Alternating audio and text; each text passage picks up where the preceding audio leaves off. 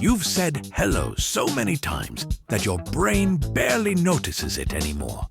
It just falls out of your mouth automatically, like blinking, breathing, or checking your phone for no reason. You say it to people, pets, and sometimes to inanimate objects that clearly cannot hear you. But here's the strange part. This word feels ancient, like it's always been there, except it hasn't. In fact, if you traveled back a few hundred years and said hello to someone, there's a solid chance they'd think you were yelling at them, summoning them, or starting a problem. So how did this tiny, innocent word sneak its way into almost every human interaction on Earth? And why do we all use it without ever questioning it? I'm Professor Everything, and today we'll be answering the question, where did hello come from? Right here on Explaining Everything.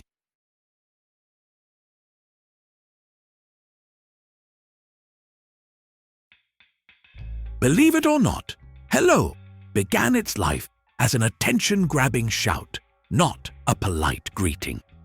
Early versions of the word appeared in English as hallo, hulo, and hollo, and they were used to demand attention, express surprise, or stop someone mid-action. These forms came from older Germanic roots, meaning to fetch or to call out, which already tells you this word was never meant to be gentle. It was the verbal equivalent of snapping your fingers and pointing. Hunters yelled it. Boatmen shouted it. People used it when someone was about to fall off something tall. If you said hello in the 1700s, you weren't being friendly. You were basically shouting, "Hey, you! Yes, you!" For a long time, English didn't even recognize hello as a proper greeting. Polite society preferred phrases like good morrow, good day, or how do you do, which somehow managed to be both longer and less helpful. Early dictionaries didn't define hello as a greeting at all. They labeled it as an exclamation, something you blurted out when startled, alarmed, or trying to get someone's attention fast. In other words, hello wasn't refined. It wasn't classy. It was loud. And language snobs absolutely did not like it. Then came the telephone, and suddenly humanity had a problem it had never faced before. How do you greet someone you can't see? You couldn't wave. You couldn't nod. You couldn't do that awkward half-smile humans love so much. You needed a word that instantly confirmed presence. Alexander Graham Bell famously suggested answering phones with ahoy, which means history almost went in a very pirate-themed direction. Thankfully, Thomas Edison argued for hello instead. It was short, loud, and already designed to grab attention. Phones needed clarity, not poetry, and hello delivered. Once hello became standard on the telephone, it started spreading everywhere else. Slowly at first, then completely out of control. It was easier than formal greetings, shorter than polite phrases, and didn't require knowing the time of day or the other person's status. You could say it to anyone, boss, stranger, neighbor, someone you accidentally locked eyes with for too long.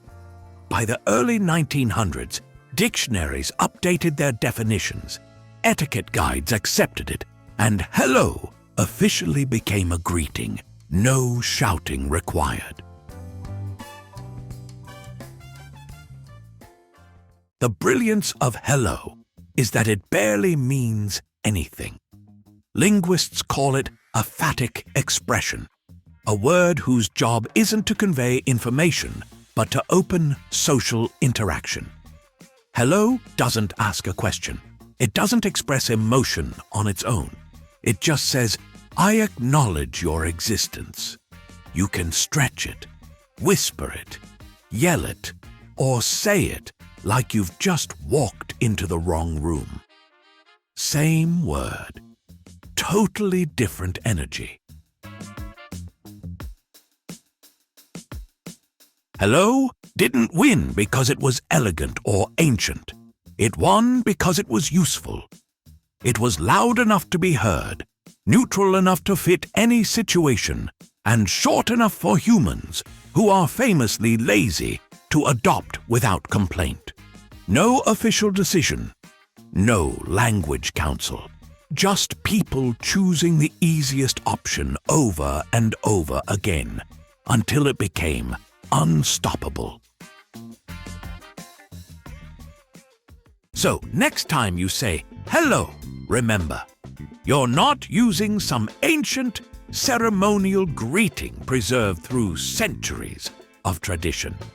You're using a former attention-grabbing shout, rooted in old Germanic call-out words that climbed the social ladder thanks to technology and human convenience.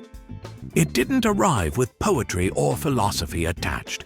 It arrived loud, blunt, and practical, shouted across fields and boats before being whispered into telephones and folded into everyday life. A word that evolved from, hey, fetch, into, hi, I exist. Simple, unplanned, and quietly powerful, hello became the first sound most human interactions begin with, not because it was special, but because it worked. If you enjoyed this accidental linguistic time travel and the surprisingly chaotic origin story of a word you say every day, hit that like button.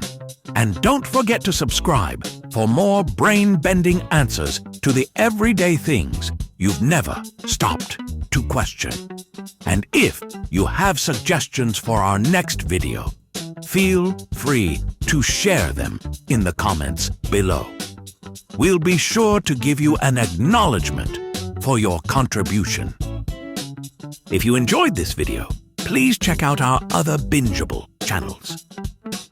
Thank you for tuning in, and join us next time here in the channel that answers all the why, what, who, where, and how questions you've always wondered about, here on Explaining Everything.